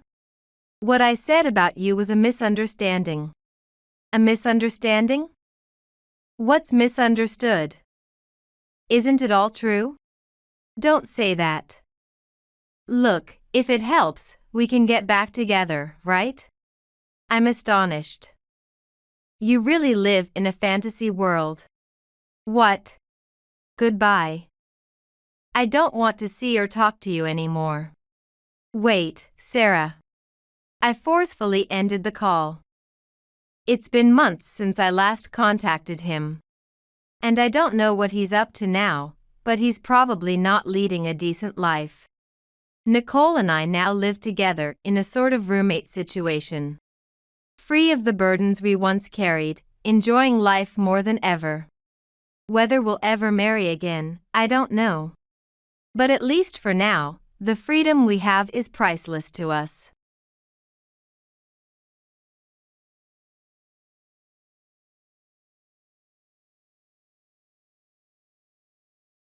My name is Cindy Hansen. I am 35 years old. I have been married to Ethan for 3 years now. My sister Sandra, who is 4 years older than me, lives nearby and visits us often when she has days off. Do you guys not want children? Actually, I found out from a test that I'm not able to get pregnant. I see, I'm sorry. Ethan and I had wanted children from the beginning of our marriage. However, even after 3 years of marriage, we were unable to conceive. After undergoing infertility tests together, it was discovered that the problem lay with me, and I am currently undergoing treatment. Don't worry about it at all. I'm just happy you're here to talk to me. There's still a chance the treatment could succeed. Let's believe in it. Sandra often gives advice and supports me whenever she visits. Her words have always been a great help to me. But one day, I saw Sandra carrying a large bag on her way home from shopping. As I was about to call out to her, Ethan appeared in front of her. What? What's going on? Confused, I just watched them leave. From that day on, Sandra and Ethan suddenly disappeared from my life. Years passed, and I turned 41. While enjoying a day at the aquarium, I unexpectedly ran into Sandra, who had run off with my husband 6 years ago. Sandra. Hearing my voice, Sandra turned around with a baby in her arms, and Ethan was standing beside her. After a moment of shocked silence, they casually spoke to me as if nothing had happened. Wait, is that you, Cindy? Cindy, have you been well? Have I been well? Where have you been all this time? What have you been doing? Why didn't you contact me at all? As I questioned them angrily, Sandra approached and said, You know already, don't you? Our baby was born. This is your niece. It was clear as I had suspected. Sandra and Ethan had indeed had an affair behind my back and eloped that day. The baby in Sandra's arms has a cute face. Having inherited the genes of my beautiful sister and handsome ex-husband. The baby sleeps peacefully, completely innocent. Yet, just looking at the baby's face fills me with anger. You do realize what you've done, right? I glared at Sandra and Ethan as I spoke, and Ethan unrepentantly replied, "Forget the past." At first, I couldn't believe that my husband and sister were having an affair. But when they didn't answer my calls and their phones were eventually disconnected, I had to accept that I had been betrayed. The pain, suffering, and sadness until I could accept the truth were immense. I guess you're still not married, am I right? Sandra has always wanted to be superior since we were children. She continued to taunt me without reservation. So, I boldly responded. Let me introduce you, my husband, a lawyer. And your nephew who's now in elementary school. I was supposed to be infertile, weren't I? Sandra and Ethan were confused. The truth is, after they eloped, my infertility treatments were successful. And I had given birth to Ethan's child. It seems the treatment was successful. I found out I was pregnant after you disappeared. I'm currently pregnant with my second child. Wha? Then that child is mine. Huh? No way. Sandra and Ethan looked incredulous. I couldn't believe it either, but it's true. It was right after you left, so the child is now 6 years old. That's really? But don't worry, the child is now my husband's, not yours. What? My son and I have legally adopted each other. So now we are truly parent and child. There's no blood relation. But since we've been together since birth, there's no difference. I met my husband when I was at a loss after being betrayed by Sandra and Ethan. I frequented a cafe that I liked, and my husband, who was also a regular there, started talking to me. When he found out he was a lawyer, I consulted him about my situation. Initially, I intended to claim damages at that time. But I prioritized the child after discovering the pregnancy. Our relationship naturally developed into dating and led to where we are today. I will be the child's father. That was what my husband proposed to me. I'm glad I trusted him when he said blood relation didn't matter. Wow, so you managed to have a child when you had no other choice. Because of your infertility. Anyway, it's true that you're infertile, Cindy. This time was just a fluke, and you might not be able to have children in the future. So take good care of them. It's good that someone is willing to take you, even you. Your husband really has unusual tastes. Sandra seemed unable to accept that the son was Ethan's child. And she disliked seeing my growing belly. My child is cuter than Cindy's, right? This child was born out of love between Ethan and me. That's why they look happier than Cindy's child. Plus, I'm not infertile, so I don't have to worry about whether I can have children. And we're discussing when to have the next one. Maybe your child in your belly was also a fluke. Sandra's pride was as high as ever, continuously hurling what could be considered insults at me. She has always been like this since we were children. Thinking she's superior because she's the eldest. If I ever outperformed her, she would taunt and belittle me. It hasn't changed even as adults. She has to be the best even though she's beautiful and smart but shallow. Sandra is still the same. I don't care about your taunts, just tell me what happened that day 6 years ago. What? What kind of way is that to talk? Why bring this up now? Now? I'm still not satisfied. You two disappeared without a trace and without reason. How would you feel if the roles were reversed? It's impossible to be satisfied without knowing the truth. Sandra began to explain. All right, I'll tell you. But you'll definitely regret hearing it. Ethan left you for me because you were infertile and couldn't have children. He said he wouldn't have married you if he had known about the infertility. Were you actually thinking those awful things? Looking at Ethan, he avoided eye contact and became evasive. Is what Sandra said true? Did you cheat on me because I was infertile? Ethan answered without looking at me. It's true. You were infertile and couldn't have children, so I got fed up and cheated on you. You should have talked to me before having an affair like that. Even if I had talked about it, you wouldn't have agreed, right? What do you mean?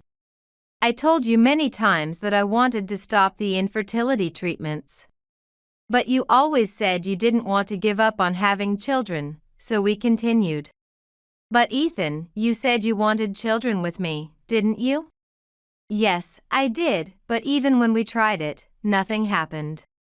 Then there was talk of collecting samples for tests and artificial insemination. It didn't feel like normal child-making. I didn't feel the love. Indeed, Ethan initially liked children and was enthusiastic about fertility treatments. At first, we tried to conceive by timing ovulation and improving our diet and lifestyle. But when no signs of pregnancy showed, we proceeded with tests and then discussed artificial insemination. Physical intimacy faded as it became more about collecting samples. Though I accepted this as part of our effort to have children, there seemed to have been a disconnect in our feelings at some point. Remember, Sandra, you said Ethan didn't want to give up on the treatments and believed in their success, right? The chance of success was there, and he encouraged me to believe in it. But maybe that was. As I said this, looking at Sandra, she smirked. I realized I had been manipulated. Sandra, you lied to me. You finally realized. But it's too late. It was a delicate issue, and I couldn't ask Ethan directly, so I relied on you. But actually, Ethan had been suffering from the infertility treatments for a long time. Yet, you told me he felt the same. And kept me from giving up on the treatments, didn't you? Wait, what? Is that true? Yes. That way, Ethan would grow tired of the treatments. And your insistence on continuing would frustrate him. So you knew our true feelings. And enjoyed watching our relationship slowly deteriorate and break? I wasn't enjoying it. But when I told Ethan he could have children with me, he thought it would free him from the pain and chose to go with me. Ultimately, it was Ethan's decision. That may be so, but I didn't hear about Sandra manipulating things behind the scenes. Ethan was disturbed by the truth. Essentially, our marriage broke down because Sandra lied to both of us. While it's true we couldn't directly communicate our feelings, I realized that both of us had faults. My feelings of betrayal were mixed with a sense of shame and sadness. But by any standard, what Sandra did, meddling with her sister's husband, was unacceptable and not something a normal person would do. Weren't you hesitant to go after your sister's husband? Not at all. I fell in love with him, so I thought it couldn't be helped. Someone inexperienced in love like you, Cindy, wouldn't understand, right? Things happen between men and women, and if a relationship can be destroyed by someone else, it probably wasn't solid to begin with. I love Ethan. Someone as handsome as him is wasted on Cindy. A beautiful woman like me suits him better. Sandra, so you cared about me so much that you lied to have me? Sandra said it didn't matter that Ethan was her sister's husband if she fell in love with him. Ethan, who had been shocked by Sandra's schemes, was completely persuaded by her fervent declaration of love. The fact that she would lie to have him showed that neither Sandra nor Ethan were of sound mind. See? I cheated because I was sick of your infertility. It seems you were completely manipulated by my lies. But that just shows how fragile your marriage was. I've always wanted to elope at least once in my life. The thrill of possibly being caught was so exciting. Thanks. Oh. You're not still hung up on Ethan, are you? Even if you are, I'm not giving him up. What? No way. I'm married again and have a little one, so don't group me with you. Now I finally understood the truth about that day 6 years ago. It all started with a drama sparked by lies about our infertility treatments. That cracked our marriage. While I can't forgive my sister for lying, perhaps our relationship was fragile enough to break easily if manipulated by lies. I thought it would have been better if we had been more honest with each other back then, but now we each have separate lives. So I should forget about it. That's when Ethan dropped a bombshell. Cindy's son has a blood connection with me, right? He is legitimately your child. Are you sure about that? If you doubt it, get a test or whatever. But it's a pointless conversation. Pointless? Because my husband is now his father. What would change if you confirmed the blood relation now? My husband and I are here for him, and we aren't planning to ask you for child support. This means we won't be seeing each other again after today. Actually, I always wanted a boy, not a girl. So what? That child is originally mine and Cindy's, so could you give him back? What? I don't understand what you're saying. Ethan apparently wanted a boy. He was now asking for his child back, claiming that since the child was originally his and mine, I should return him. But my son is also my child, and children are not objects to be returned. It's infuriating to see that he isn't considering my son's feelings at all. Ethan, did you want a boy? So this child is unnecessary to you? Sandra asked somewhat angrily. No, it's not like that. I just thought it would be nice to have a boy in the future since that child is my own. Didn't Sandra recently say childbirth was so painful? She didn't want to go through it again? So I thought, why go through that pain again when I already have a son here? Indeed, that might be a good idea.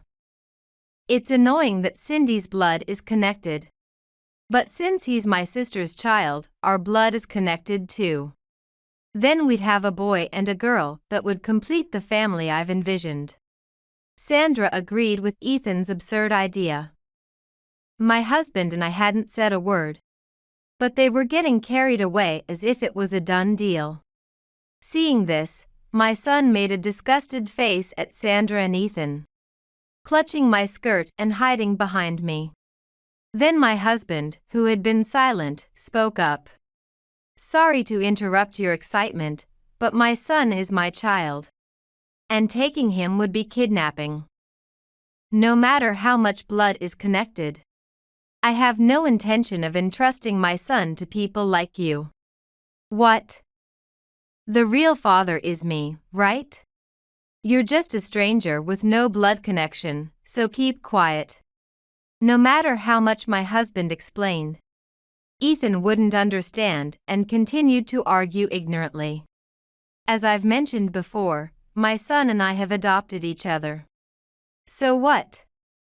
That doesn't change the fact that there's no blood connection.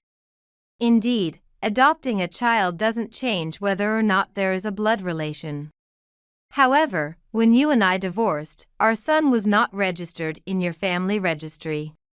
Just because there is a blood relation, it doesn't mean there was a true parent-child relationship when my wife, unmarried at the time, gave birth and then remarried me.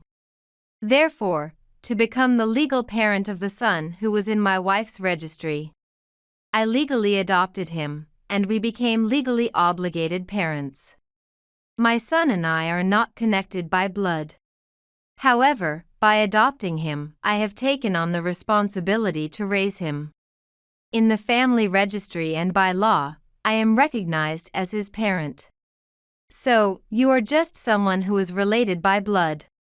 If you were to forcibly take our son now, it would be considered kidnapping because, legally and by registry, the parents are my wife and me.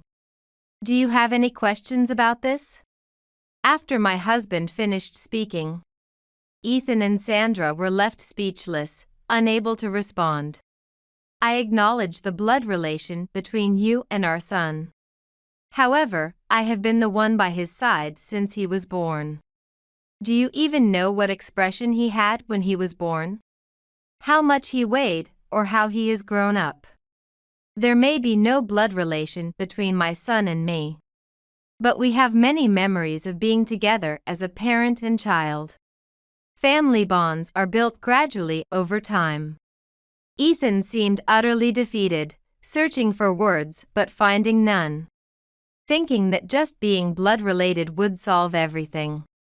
Suddenly, our eyes met, and he blurted out, "You say we divorced, but I never handed in a divorce form. You didn't use any illegal means, did you?" Desperate to find a fault with us, Ethan suddenly brought up the matter of the divorce form. About that. You were the one who wrote it and stored it in the drawer, weren't you?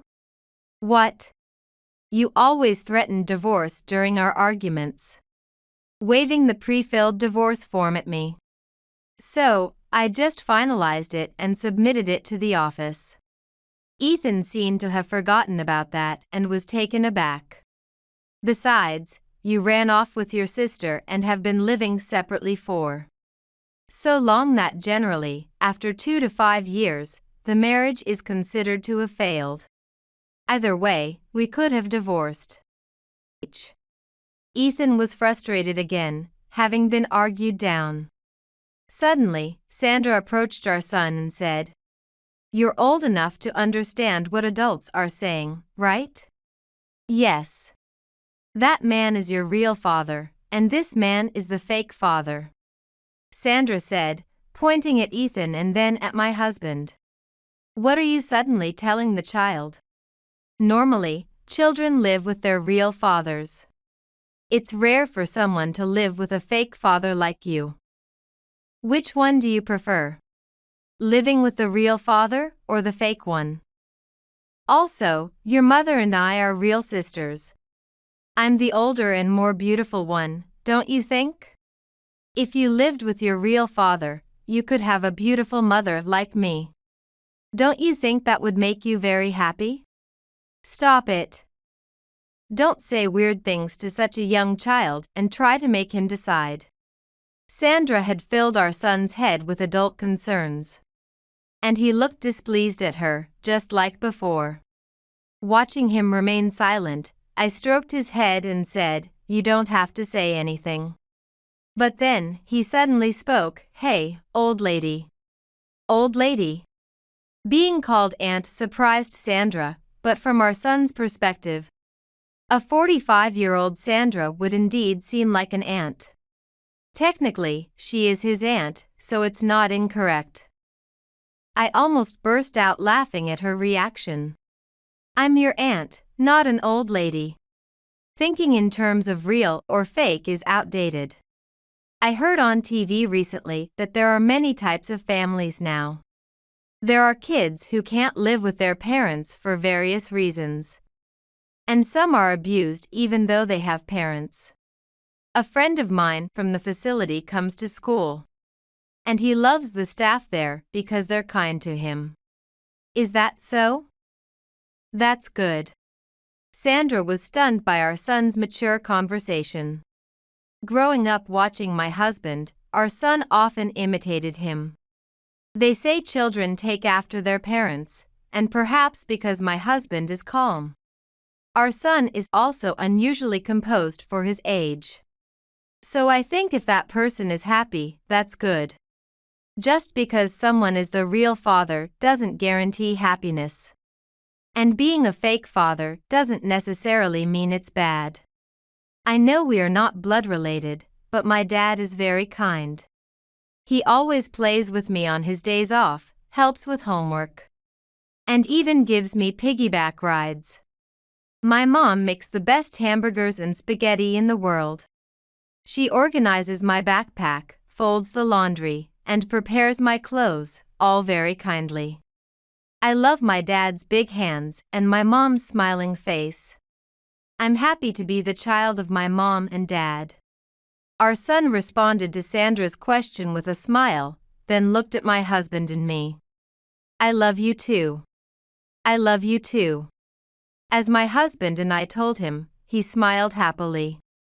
Watching our son smile, both my husband and I felt cherished. I had been worried about how a child would feel. But children grow up influenced by their parents and their surroundings. Today's children access a lot of information through TV and smartphones. It's impressive to think that he formed his thoughts by watching something on TV. My husband stroked our son's head and addressed Sandra and Ethan. I don't appreciate the strange questions you suddenly asked our son. But do you understand what I've been saying? What's important isn't blood relation, but how you relate to someone. Just appearing and claiming to be a father, when you have no bond at all, is unimaginable. I think this will be our last meeting, but please don't say strange things to our son. Or try anything like kidnapping him in the future. Got it. I'll give up, all right. You don't need to get so heated, it was obviously a joke. But getting heated is what parents do. You're a parent too, right? Try to be more reasonable. Ethan seemed displeased watching the familial bond between my husband and son, who are not related by blood but clearly close. But 6 years had passed. Thinking about what it would have been like if my son had ended up like Ethan chills me. And I'm sincerely grateful that I met my husband. This is a separate matter. What is it? It seems you hurt my wife quite a bit 6 years ago. That was 6 years ago, why bring it up now? You had an affair with my wife's sister. While still married to my wife and eloped suddenly. The sister knew he was her sister's husband. And deliberately lied to cause the marriage to fail. When I met my wife, she was pregnant and looked very tired and worn out. The trauma from what you did to her caused her insomnia. Later, she was diagnosed with depression and became unable to work. If I hadn't met her, I don't know what would have happened to her. I cannot forgive you. And I think you should take full responsibility for what happened then. Responsibility? But it's been 6 years, so it's statute barred, isn't it? Yes, you're well informed. We will be filing for damages. So please acknowledge this and make the appropriate payments to my wife. If you can't get this done, taking the infidelity into account, we'll file a lawsuit. You'll file a lawsuit? We don't have the money for a lawsuit. Shall we get a lawyer and discuss this? I don't have money to pay for a lawyer. Then simply acknowledge the damages and pay them. I won't allow you to continue to hurt my wife any further. As I mentioned before, I am a lawyer, and no matter where you hide, I will find you, so you can't escape. My husband, who had been calm until now, was smiling, but his eyes were not laughing. What will you do? I am fine with taking this to court. Ethan and Sandra turned pale and forced a smile, clearly frightened by the prospect of what might happen if they refused. My husband was staring them down. Okay, we will pay the damages. Sandra, acknowledge it and apologize. Fine, we'll pay. Is that so? Upon hearing this, my husband smiled and said, I will send the paperwork later, but first, please apologize to my wife. He demanded that they apologize to me. Although they seemed reluctant, the icy look from my husband overwhelmed them. And they sincerely turned to me and apologized while bowing deeply. I am truly sorry for what happened at that time. I am really, really sorry. The things you two did are something I can never forgive. No matter how many times you apologize or pay damages, I won't forget. You said you have become parents, right? From now on, try to be decent people and make that child happy. And do not speak of my son to that child. I do not want any involvement with you two ever again, nor do I want our children involved. Stay away from us from now on. Remember what happens if you break your promise to my wife. With that, we left the scene. Onlookers watched as Sandra and Ethan remained bowed in apology. And while I felt a sense of retribution seeing their embarrassment, we walked away. Later, as a result of being sued for damages, Sandra and Ethan had to sell their apartment and moved into a rented house.